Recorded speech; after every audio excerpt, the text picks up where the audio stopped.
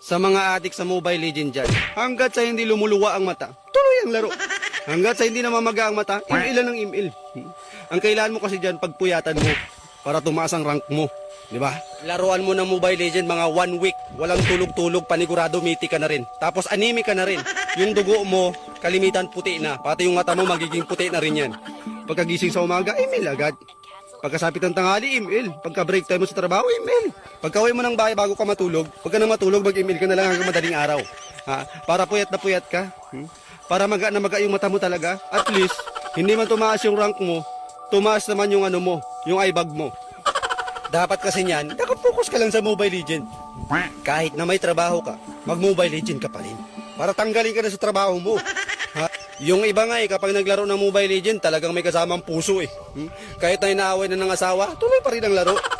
Anong asawa-asawa? Mobile Legend to, asawa ka lang. Oh, marami akong kilalang ganyan.